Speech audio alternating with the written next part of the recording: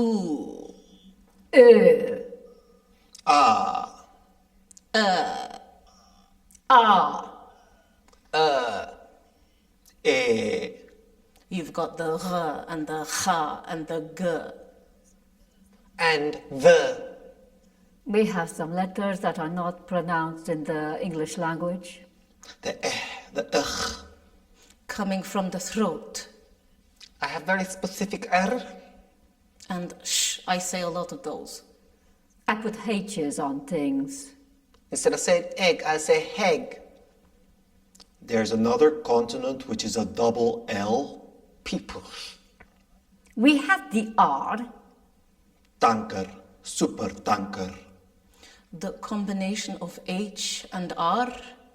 Reindeer. Not a W exactly, but almost. Very, very pleased to see you. We're not familiar to A and A. It always becomes E. The P is the main problem. And it's hard to pronounce. 2, the number is 2. We don't say t, like in English. Duh, duh, duh, duh.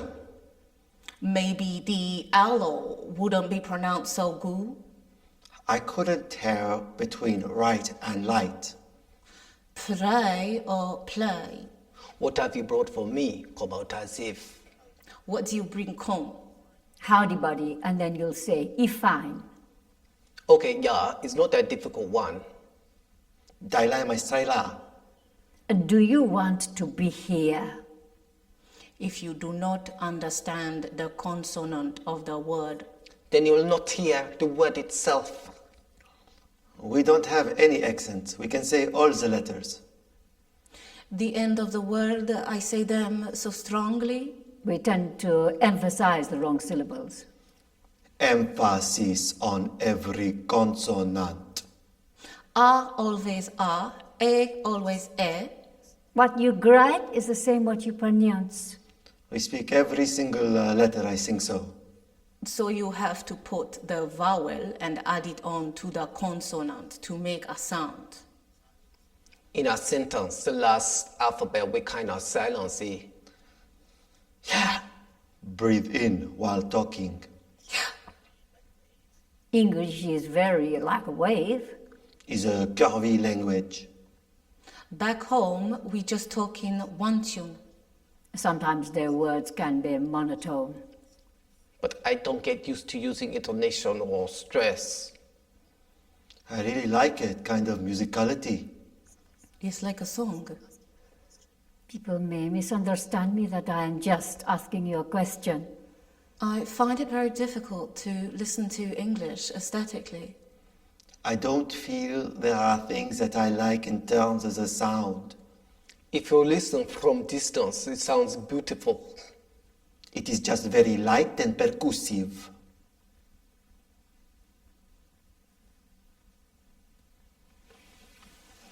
The, Chu. sh,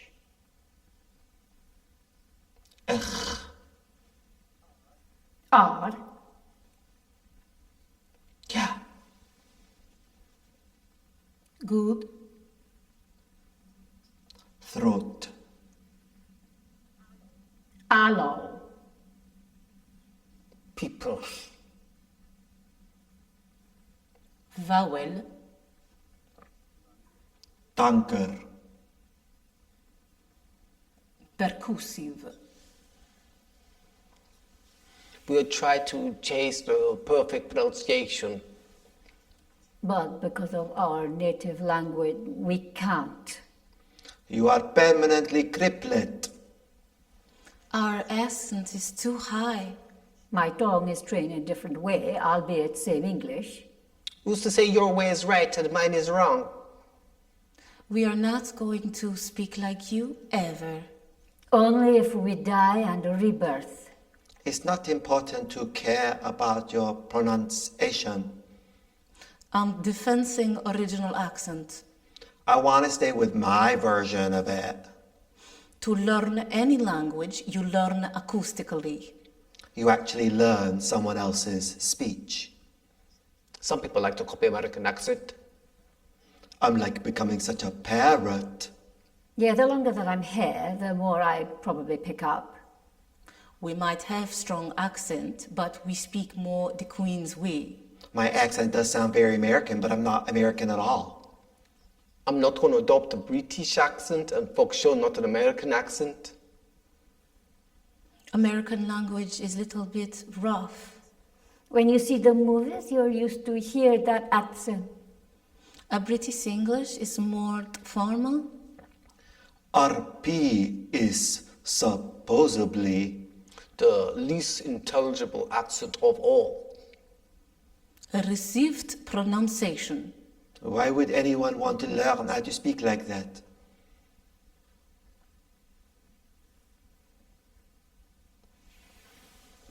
Learn Hair, Criplet, Pronunciation. acoustically. The Queen's way. English is not just an accident of history. there are definite winners and losers from the spread of English. But there's a problem in attributing agency to the language. As if a language could kill a language. I mean, it's people that do things with the language. Linguicism means English is propagated at the expense of other languages. We feel a bit slightly conflicts. How English language is above us, I don't think so the English influenced that way. I know my language very well. My culture, my hust. I think they are lazy to learn their language properly. It depends on how you're gonna consider that. If it's just conceived background to lose our independency.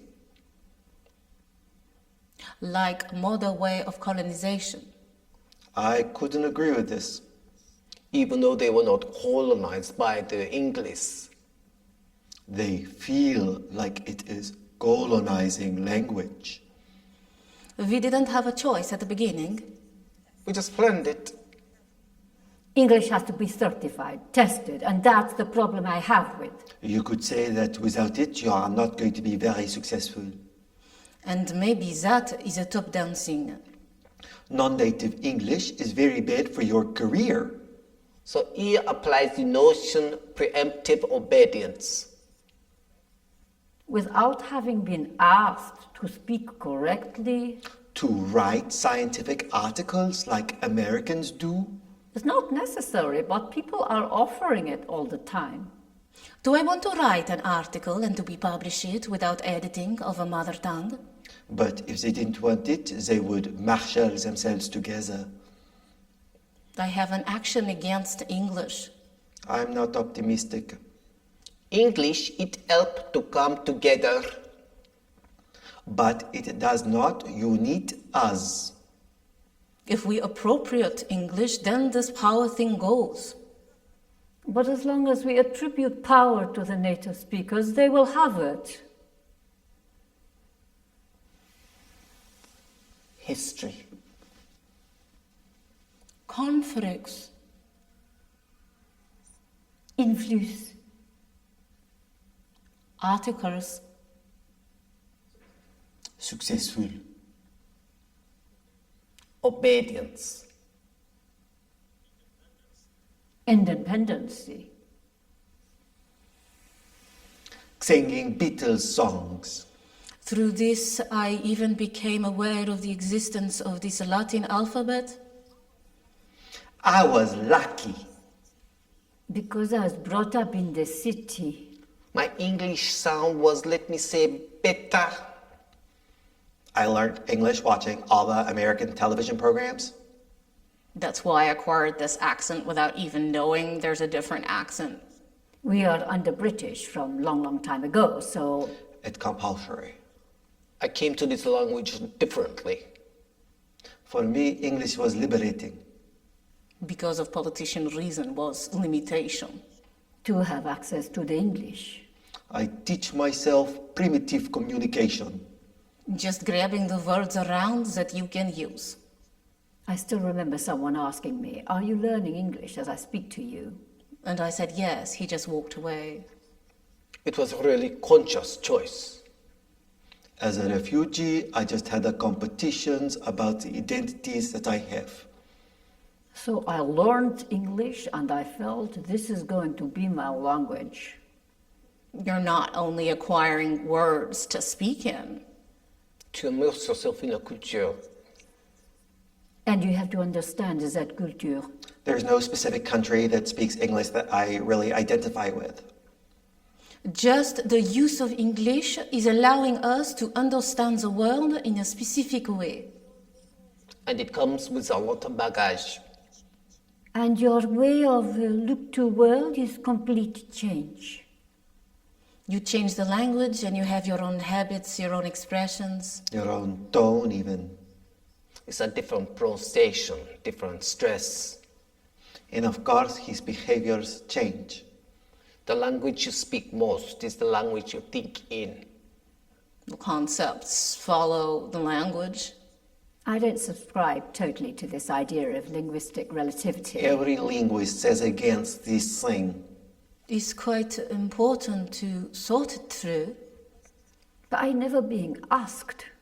In what language do you think?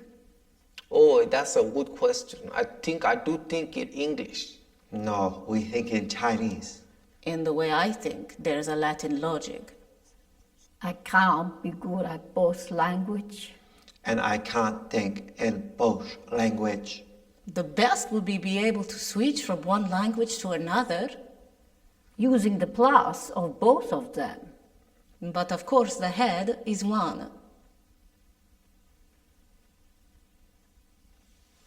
Songs. This. City. Language. Culture. Acquiring.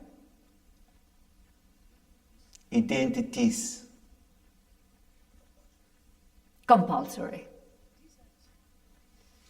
These are the 3 layers. If I say, I'm afraid I can't help you. Intelligibility is that you hear every word that is uttered. I am afraid I can't help you. Comprehensibility is that you understand the sentence. I am afraid. Interpretability is that you know that I'm afraid I can't help you. That this is a definitely no.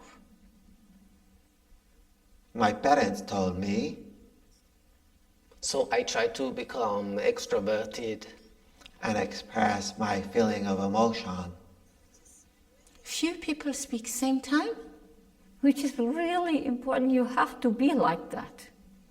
Otherwise your voice never be heard. When we finish a conversation, we won't just finish the conversation.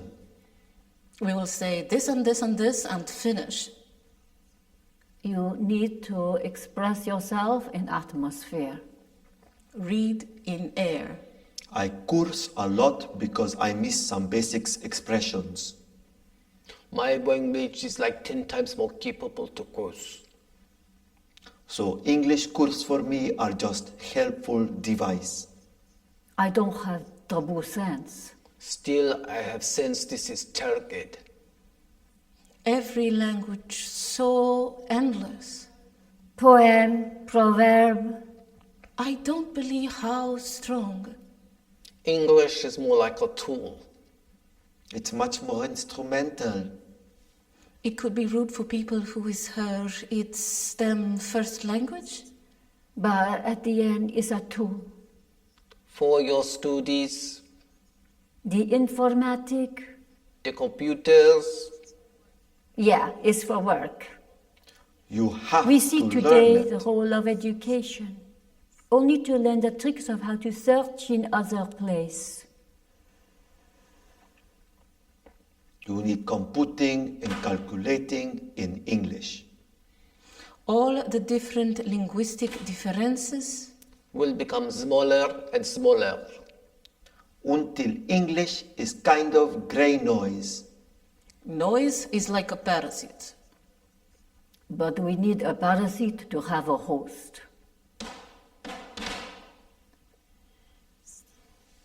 Strong. Hard. Cruz. Poem. Express. Parasite. Informatique. The native English speaker will disappear in the next 50 years. It is already outnumbered 4 against 1. The monolingual situation is very unusual. Not going through other languages also makes you unflexible. And I think that the dominant opinion of monolinguists is We own this language. And so we have the right to adjudicate how it is used. Everybody has 2 languages, Their first language, then English. 2 native languages, including English. young people choose to learn another language because English is so standard. But I wish we'll have this redeemed mankind who knows the language of his neighbor. And I strive for a more multilingual future That does not see English as a sort of Tyrannosaurus Rex of languages. I really, really, really hope that people are going to know 10 or 15 languages. We have the lucky to have 3 languages in your life. You have to do some more responsible work for the world. And speakers switch in and out of their first languages. not because they cannot remember a word. But because they want to tell about their identity and their knowledge. I really like the slippage of my mother tongue in English. If you say to someone, go. You command a person to move on. If I say Joe, I'm telling him the same thing. And he be on the move. So maybe I might projecting myself too. Sometimes I feel so sad, some foreigners desperate to be adept. If they emigrate, almost straight away they start to change. For me, it's a shame. I'm so proud of my nationality. Some people culturally, they're proud about their language. So that is where you get the problems. And with my friends also, I practice a lot. I had a lot of foreigners friends. Now I don't know my English where it come from. My mother tongue just is affected by these other languages. As these other languages are affected by my mother tongue. What shall I do about that? I start purify them. This is quite a stereotypical action that people think this is Chinese. Language are moving being. They change, mutate. The conventions are very much conventions of particular local communities. A real speaker is a native speaker. There is an immediate contrast between bureaucracy and the concept of language. Geological thinking became applied to the linguistics. It was used, of course, in a racist way. It still is used in a racist way today. Also with communication, people want to figure you out. If you speak in international English, then you have to figure out the accent. Like, how do I place this person? Why is that necessary? It tells you only some biographical informations.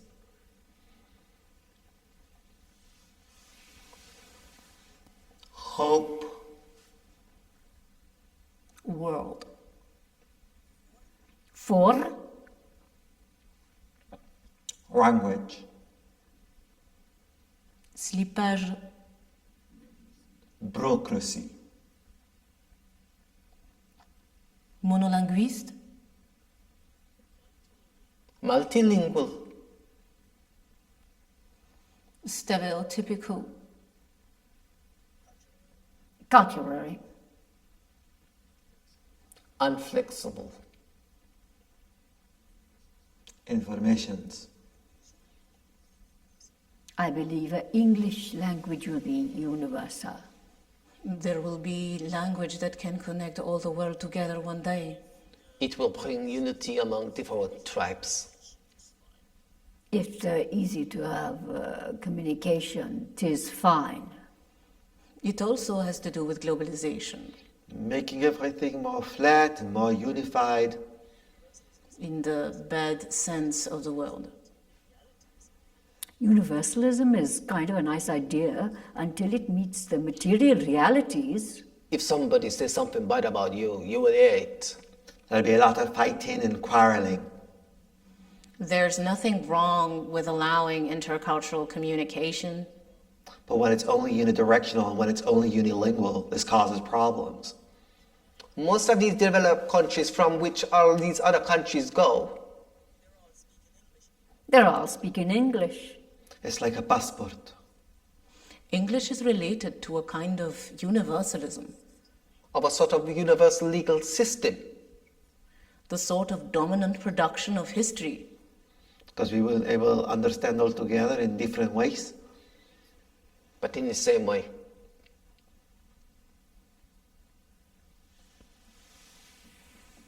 Passport. Wheelings. universal.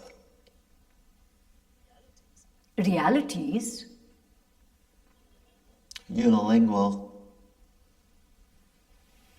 There is already not even one weird English. There are several English. We speak patois, which is broken English. It's a bit of French in there, it's a bit of African in there. It's a bit of everything. We call it Sheng. Mixture of English, Swahili, and whatever else you want. Singlish is just conversational, It's a combination of English, Malay. and dialects of Mandarin Malaysians, we call it Manglish, I think.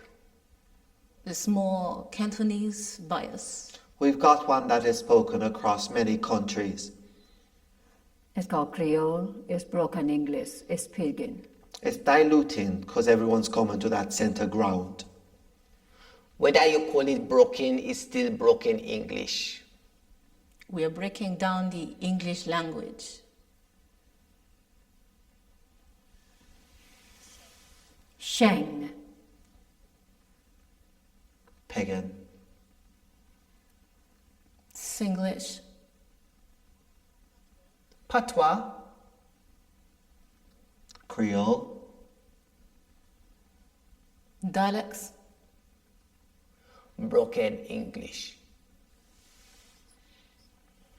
Why are we excluding the largest group of speakers? No, I don't have data, I don't have statistics evaluation. But more than half of the world speaks in English that is not the proper English. We do what we want with it. We are autonomous in English. This is a growing movement from the grassroots. This is now becoming an academic movement. English as a lingua franca. Or ELF. It makes a study between interactions of non-native speakers of English. Between Italy English and Japan English, Between Russia English and Nigeria English. What I want to do is that people interpret my message in the way that I intended. and what do I have to do to have that effect? It is not so important how people pronounce the vowels. But I must get the consonants right on the whole. Except for the most English of consonants, the TH. The, T. Za, the. Some sounds that aren't easy will disappear. there is some people who are very proud of their English. They invest their entire lifetime to sound more British than the British. They understood the verse of all. The really good ELF speakers have learned to pitch the level of their English. It's not that you're intensively learning a trick. But just a certain point, you decode it. You crack it. I just open a different channels. Very often you get a flicker in the face of your interlocutor. That you have just used a phrase that they are not familiar with. Then you can just say it in different words. turning around the concept.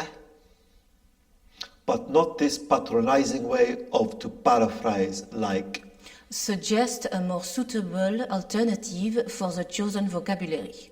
and finally, you only need to know these few more things. Vocal stress in tone units. And certain consonants. And the length of vowels, not the quality.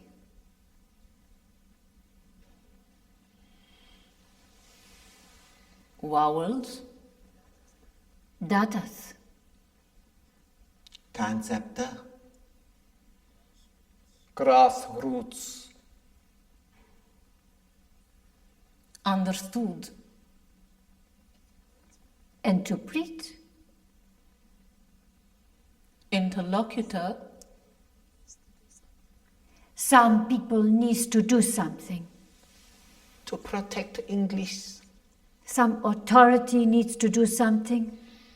They just use basic words. Doesn't even put the verbs at the past or in the future. Always present. There are some people who are more talented for those things than others. Yesterday I took about 10 minutes to try and make a sentence with a double negative. I'd be happy if there was an international language. But also in poetry or, like artistic expressions. More than you just used to have the life we have nowadays, like Buy, sell, take the bus, go home, watch TV. A lot of people in business English, they are happy to relax the requirements. In young generation, I don't like people how speak. It's becoming simpler and simpler. that would leave a lot of spaces without meaning. Back home, we have about 17 words to express love. And it all depends on the stage of the love. And on the situation that you want to say it and to whom you're saying it. It is as if things just start existing in your world the moment you learn the names. Stage. Half. Simpler. Présente. Relax. Talented. Authority. I find that English is versatile currency. English has borrowed from the Vikings, the French. The Arabic, the Huguenots. Yeah, that's been well documented that English has been the great borrower. Interesting that it's called the great borrower, because when you borrow, you usually give back. This is of big importance if you want to predict the future. The construction and destruction of language. In the way that language was performed ideologically over the history. What will keep its politics? And what politics will be audible but not effective. Asking to predict English is asking to predict world history. I cannot foresee the future. For me, the present situation is really like very weird. I think the English tomorrow is not important. Is very important. In the capitalism world, It's difficult to think about English without to think about conception. Material consumption, cultural consumption. Consumption of knowledge. International English is migratory, emancipatory. for trade people, but also for refugees. It's expanding along with the trend of globalization. It's no longer a matter of colonization or occupying a certain place. The spread of English now aids the cultural and economic hegemony of both the United States and England.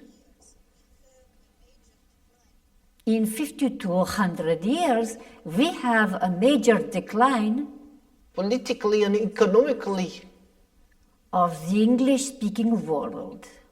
There will be African or Arabica impact. the interest is going to go there. The Chinese is going to become the universal language. If Mandarin were the new dominant language, it would be exerting some of that strength now. For now, it is more important to learn English than Chinese. Because Chinese is too difficult to run it. There are possibly 450 million speakers of English in China. There will be a counter effect on the American English way. This large number of Chinese English speakers Will simply promote English as a lingua franca. Maybe in like 50 years, we don't need so much language. People use more of the intuition and telepathy. And telepathy doesn't happen with language? I think it happened through images. I have high expectation for the eye technology. I heard there is a cartoon in Japan of a robot. And we invent a lot of things for lazy people. He also invented a fluid for speaking all the languages. Draimon. Draimo had his medicine. Oh, it's amazing. We swallow it and I can speak English. This imagination become realized.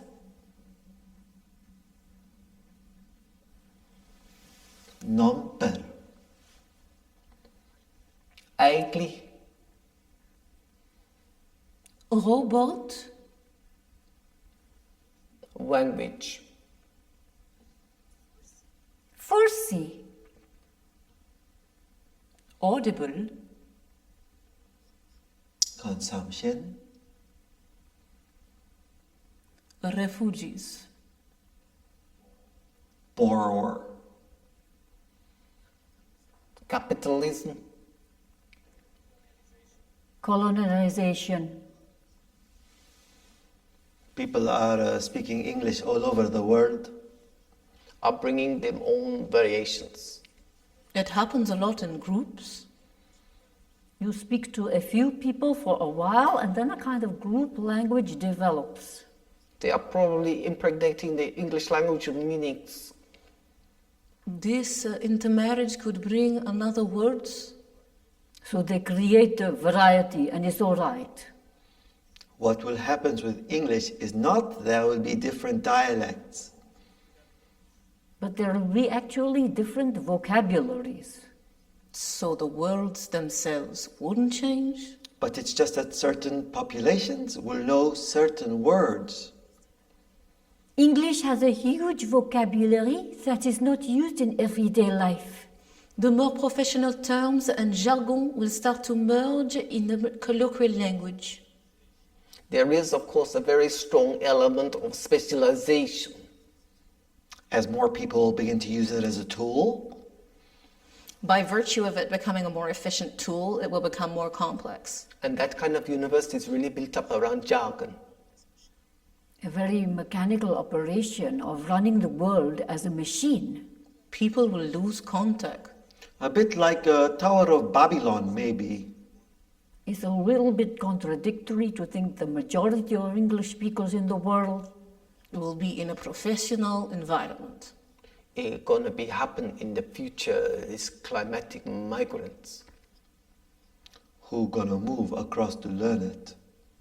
Not because they do studies or make career. Because they need to save their life.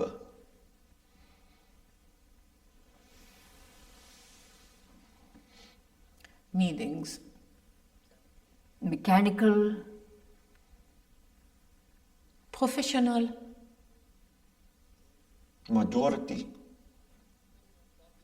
Tower of Babylon. You can have a language that have more variations.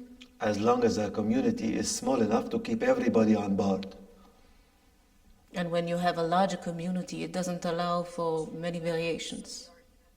these are the two poles of the argument, right? You have to make it really, really simple so that everybody can understand it. Or you got to make it complex and there are many varieties. The pragmatic and the deep. The universal and the vernacular. The use of English as a lingua franca. They are exercising their preference. One fit in, one fit out. You know the native rules, but you have chosen not to use them. If you said to them, is there an ending on the third person singular present? They would tell you, yes, S. And then they're not using it. People should take care of being really more articulate to be more free. People are always going to engineer. Someone will find a way to turn it into something coercive. So you'd need to keep a line between What you can and what you prefer.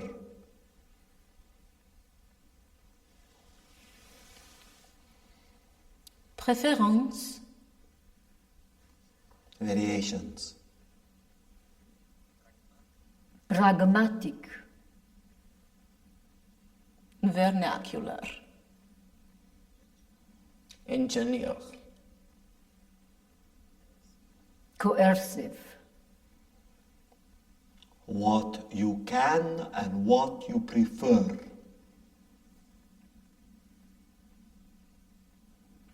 one feet in, 1 feet out.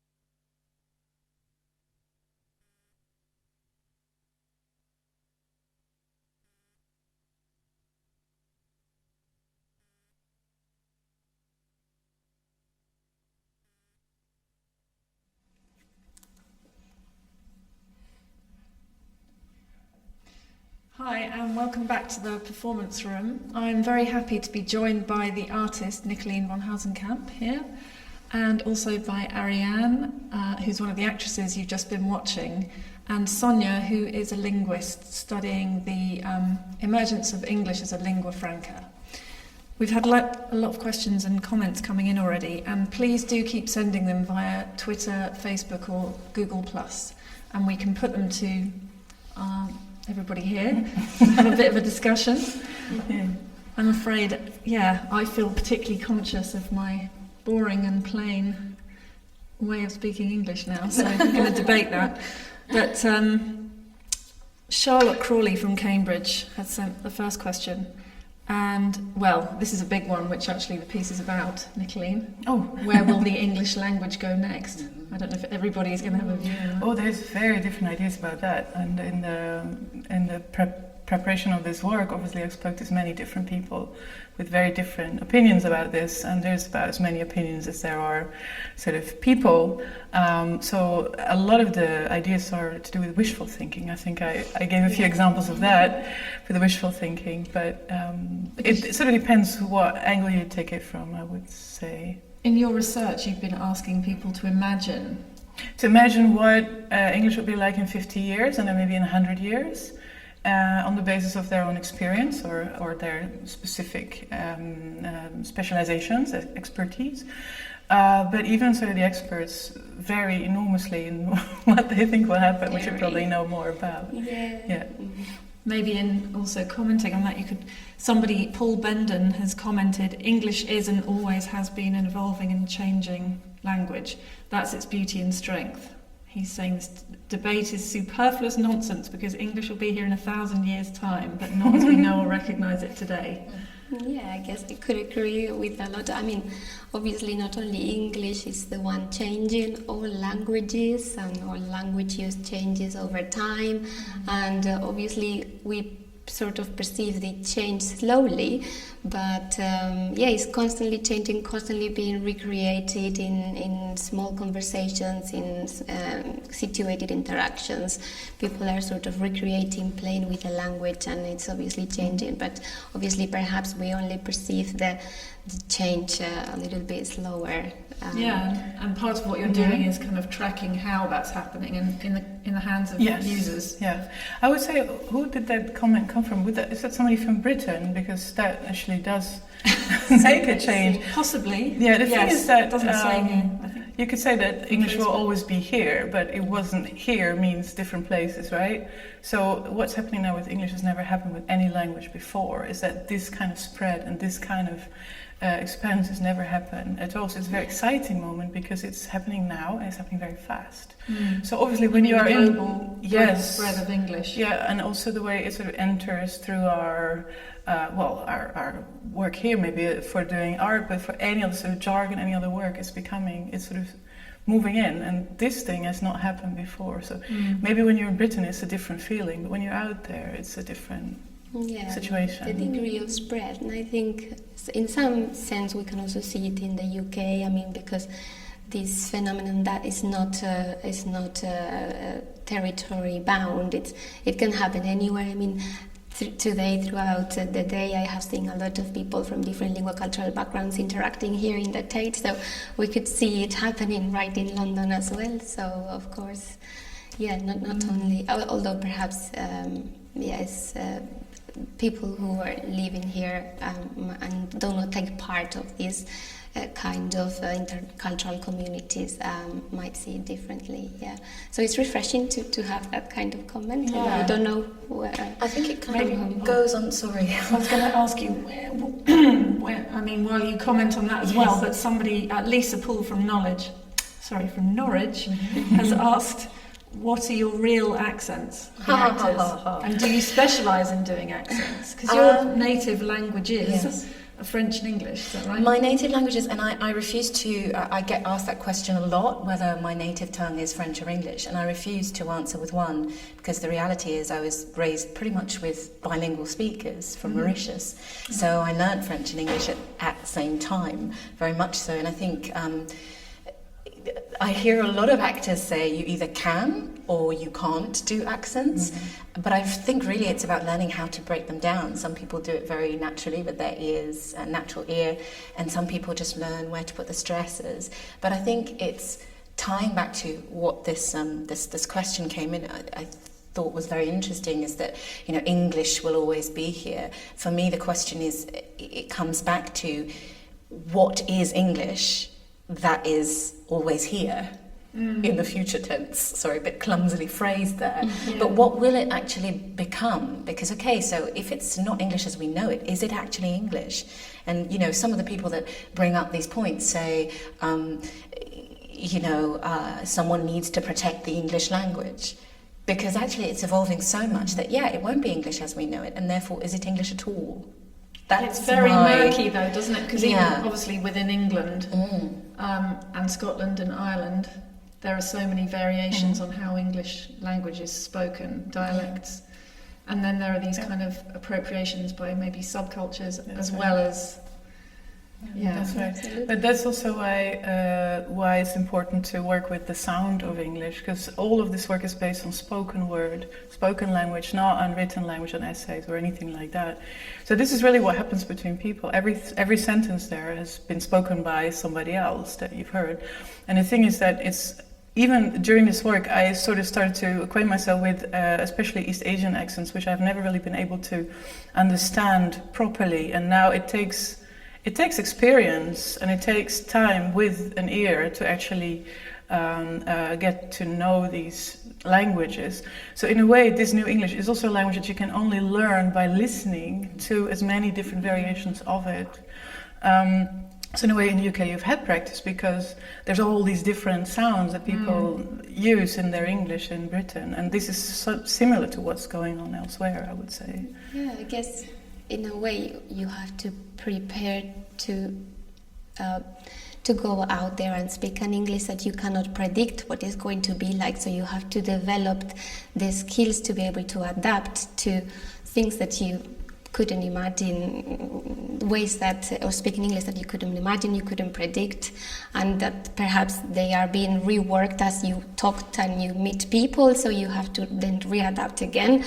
So that's why it's very important to understand how English is being used at present, because it can have important implications, I think, for how we teach it as well. I mean, there's a whole lot of research that is looking into this at the moment. I mean, in understanding what's happening and then looking at what are the implications for example, needing to be aware of these differences, not that there's just one kind of English, as it were, which is obviously an idealization. So very important teaching implications, yeah. And I mean, building on that, Nicoline, your interest, I guess, is in the social and political implications of using of language use by groups, by people. You're not just interested in sound and words. I would say yes, of course, it has huge. I think there's quite a few statements made in the piece from they were usually sort of countered also by others. So I hope I sort of balance that out. It has huge implications, obviously, but also I think there is a really big place, a potential for artistic use of this language. And for actually the musicality of it, and what Ariane can do, there's not a lot of people who can do that, but it's such an amazing skill to be able to sort of perform this and sing this language in a way. So I think it has also a Dada poetry aspect. If you in a way, yeah. But it's also like a musicality that is. There's a lot of wealth there, and you can also see it in the way some of these sentences are built, or the way that you might misunderstand something. So there's yes, there are huge implications. Obviously, they also come with the spread of English, but the texture of the language itself fascinates you too. Yeah, it's wonderful. I think a lot of very interesting things are going on. Yeah. There's a question from somebody in Southeast Asia, Leonard Harverson, who asks about the International Phonetic Alphabet and whether it's the same as the International Teaching Alphabet. Such an interesting question. There were going to be questions about phonetics, and unfortunately I'm not the phonetics expert. Do you know the answer? I can tell you a little bit about it, a tiny bit about it. I'm no expert and I'm not qualified. I wish to state this for the record. Disclaimer. But I have, at drama school I studied the phonetic alphabet, and I've also taught and assisted in schools. And there is a somewhat inconsistency in the way it's taught in schools.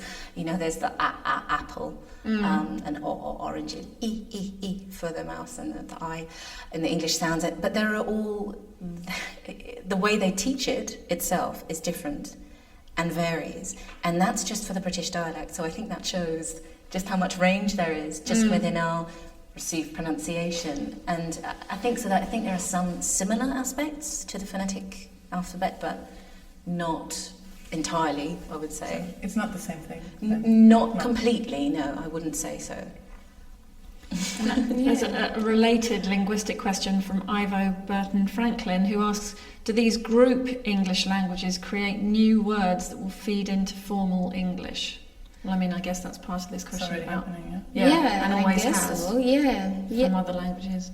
Yeah, that's true, exactly. I mean, it's not only that it's borrowing from new groups of speakers, also from different languages. It's already happening. There's quite a lot of research into the academic use of, the use of English in academic settings, and obviously there's lots of intercultural and international academics using English and already sort of creating and playing with new words that perhaps are catching on for that specific domain. So yeah, I think that's possible. Yes. There's also already some lasting changes that are happening. For example, in Asian English would often say drop the word I, so I have, you just say have.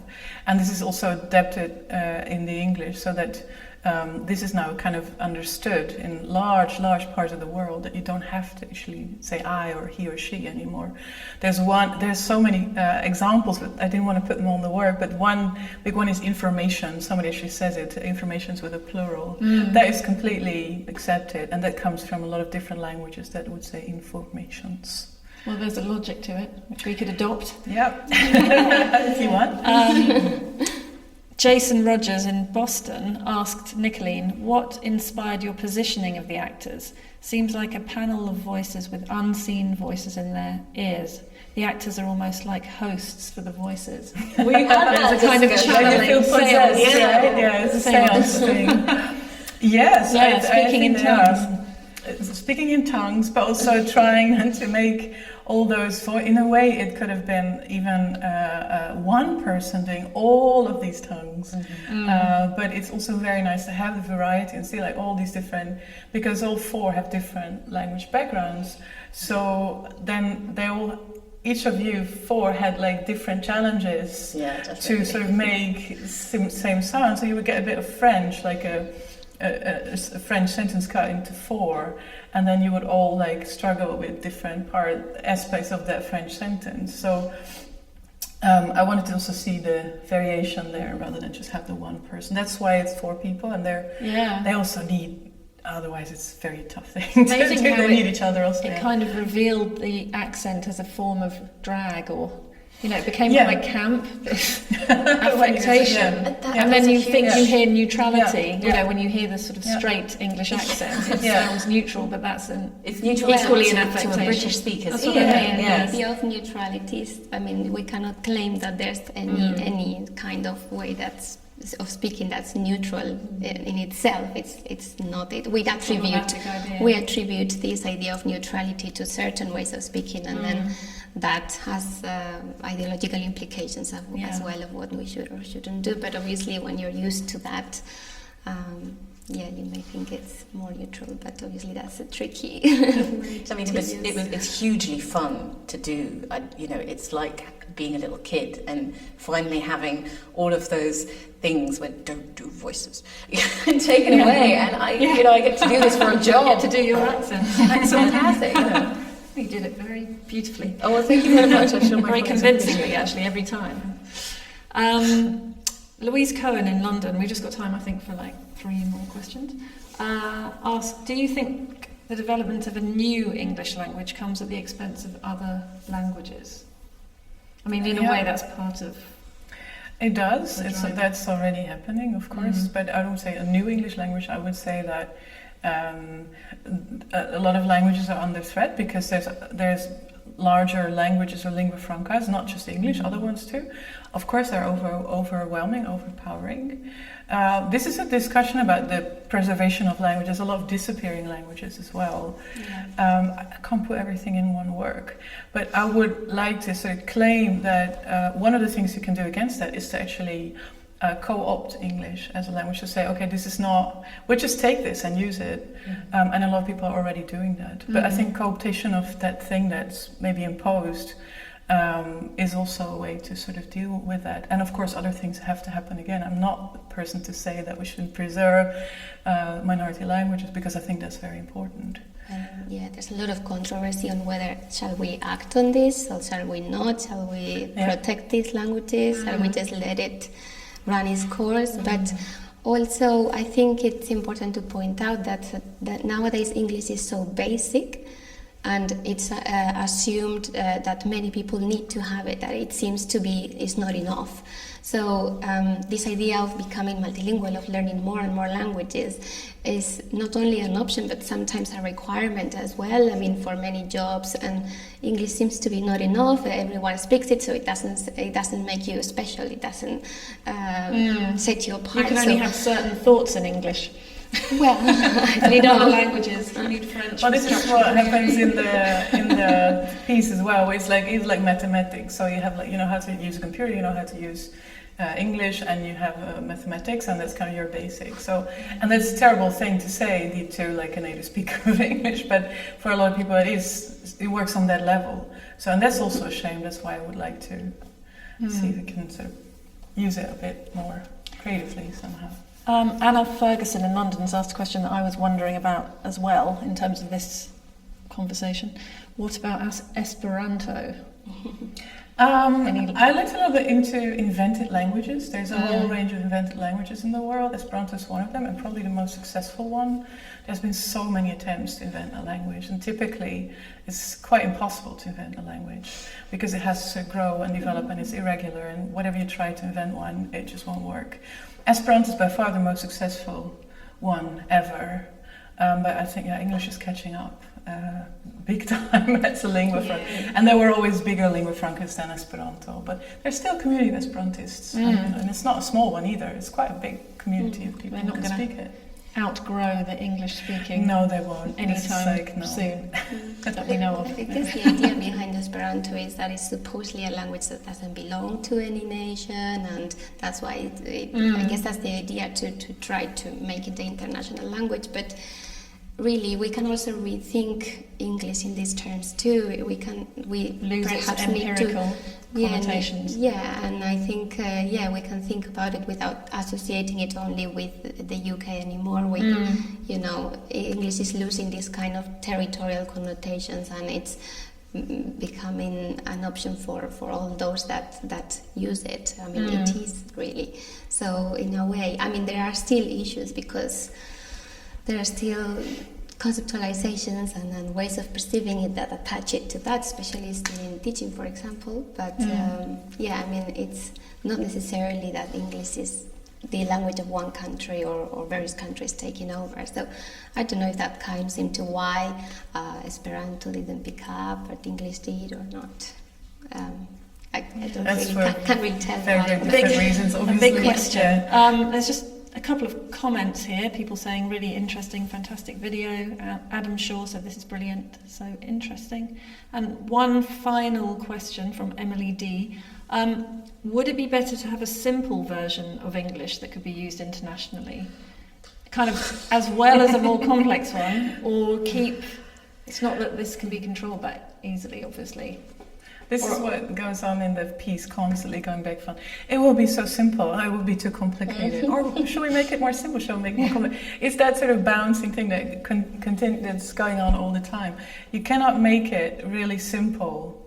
You cannot have people just speak very simple sentences. The but English language police checking. Oh, in that sense. No, it will always become more complicated anyway when you have people speaking it without expressing. Because through language we perform, borrowing the word, we perform so many functions with not only communicative but identificational, as we saw in the content of the performance as well. Pragmatic, so many things that you cannot keep it simple. It's people will always go beyond to cover the needs that the communicative needs or other needs that they need to address in conversation. So I mean, there are processes of regularization of language as well that are occurring, but that doesn't mean it's simple or simplification. I think if it were to be attempted, I would love to see, because I've been very fortunate to work in international casts this year. I've had casts from 28 people, with all from different countries, and my colleague Waltz also speaks Arabic and a plethora of languages. It would be really nice to see an international community of linguists from every country, not just English, if we were to simplify or complicate it, so that we get the dialogue from every country to hear what's difficult and what's easy, because I think it's very easy for an English person to sit here and, oh, this is easy, or this is difficult. But it's not. I think it's different to every person in every language. They have difficulties. I mean, obviously, this could take eons. It could be the United Nations ideal project. Yes, but I think it would be interesting. I just can't be done. Exactly. I'm not sure it's possible to Yes, the last word. I don't need to do that. It's just that when you get this idea of simplification, it means that there is sort of a universal universality, which, of course, if anything, I hope their work sort of undermined that idea. I mean, this is impossible and even dangerous. That's why I also end up the performance by saying, like, you have to keep a line between what you can and what you prefer. Like, you might be able to speak English, but you might not want to. And then the very, very final word is 1 feet in, 1 feet out, which is, I think, important. It's like, don't be pushed into this thing, because it will at some point be coercive if we don't look at it. So if we own it, then you have less chance that this will happen. So I would just want everyone to kind of make their own English before someone tells us how to making speak it it. up. Okay, well, I feel I should invent a word to end with now, but I'm not going to do that. Thank you so much, Nicoline and Ariane and Sophie. Sonia, what am I doing? Sorry. Thank you for the discussion, and thanks so much to everybody for sending in questions and comments. We are back in October for the next performance room. Thanks.